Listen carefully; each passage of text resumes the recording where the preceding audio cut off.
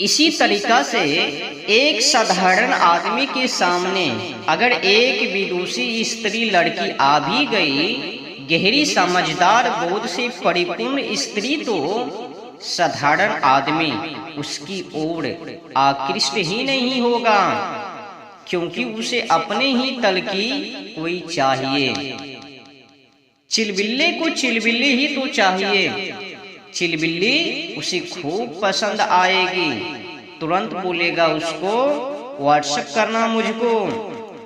8वीं पास के सामने अगर पीएचडी स्त्री लड़की आ जाए तो ये तो छोड़ दो कि उसमें काम वासना काम पूर्ति जागेगी, पर कभी कतार अपने से बड़ों के साथ भी वासना को लेकर डूब जाते हैं।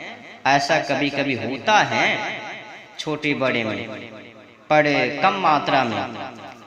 तो आगे बढ़ते हैं। अगर जगी भी होगी तो बूझ जाएगी। जब लड़का से लड़की दोगुना उम्र में होवे या लड़की से दोगुना कम उम्र में होवे, तो काम वासना लेस मात्र ही समझो, क्योंकि वो स्त्री उसे उसकी अभिज्ञता का एहसास कराएगी। तो तुम किसकी ओर आकृष्ट हो रहे हो, ये बताती है कि तुम कौन हो। ऊंचा आदमी अपने के लिए ऊंची स्त्री ही खोजेगा, ऊंची स्त्री अपने के लिए ऊंचा पुरुष लड़के को ही खोजेगी, और ऊंचे आदमी को निचली स्त्री अगर किसी तरह मिल गए तो वो उसको उठाने की कोशिश करेगा। वो कहेगा मैं तुझे खींच करके अपने तल पर ले आता हूं। और उसकी उल्टी बात सुनो, किसी तरीके से अगर किसी नीचे आदमी को ऊंची स्त्री मिल भी गई तो वो कुछ दिन उसके साथ रहेगा, फिर भाग जाएगा, क्योंकि उसका क्षुद्र अहंकार से टिकने नहीं देगा। जब भी एक श्रेष्ठ मन और एक क्षुद्र मन मिलते हैं तो वे एक संघर्ष और द्वंद्व की स्थिति होती है। इसमें या तो ये होगा कि जो नीचे वाला है वो भाग जाएगा, या फिर जो ऊंचा होगा वो नीचे वाले को छोड़कर या फिर जोर जबरदस्ती पकड़कर उठा लेगा। आमतौर पर यही होगा कि अगर एक ऊंचा इंसान और एक नीचा इंसान एक रिश्ते में बांध भी जाए, संबंधित हो भी जाए, तो जो नीचा आदमी होता है वो जल्द ही छोड़कर भाग जाता है। इस प्रकार का रिश्ते कुछ दिनों तक ही टिका रहेगा, फिर इधर उधर टिक करके कोशिश करेगा कि ऊंचे को भी गिरा दूं, नीचा बना दूं। पर जब देखा कि जो श्रेष्ठ है, जो ऊंचा है, वो नीचे करने को तैयार नहीं है, तो फिर वह भाग जाएगा। या फिर कभी कभार 10% ऐसा भी होगा कि जो नीचा है उसका मन परिवर्तित होगा, वो कहेगा ऊंचे के साथ हूँ तो मैं भी क्यों ना ऊंचा हो जाऊं, उठ ही जाऊं। पर ऐसा कम होता है। किसी किसी को सपने में भी औरत स्त्री लड़की आ जाती है। ये हालत है भाई। ये तो देख लो कौन सी औरत स्त्री लड़की आई है सपने में। आ गई कोई बात नहीं, उसका विजिटिंग कार्ड मांग लो बस कि चलिए आप आ ही गई हैं तो अपने बारे में कुछ बात दीजिए, रजिस्टर भर दीजिए। उस रजिस्टर को देख करके तुम्हें तुम्हारी चित्र का पता चल जाएगा। कौन सी औरत स्त्री लड़की है जो तुम्हें आकर्षित कर रही है, जो तुम्हें आकर्षित कर रही है। संभावना यही है कि वैसे ही तुम भी हो। अहम कहाँ अपने से किसी को ऊंचा मानता है, उसे तो सब कुछ अपने ही तल का चाहिए। ऊंचे ऊंचे से जो तो वो हर कोई व्यक्ति घबराता है भाई।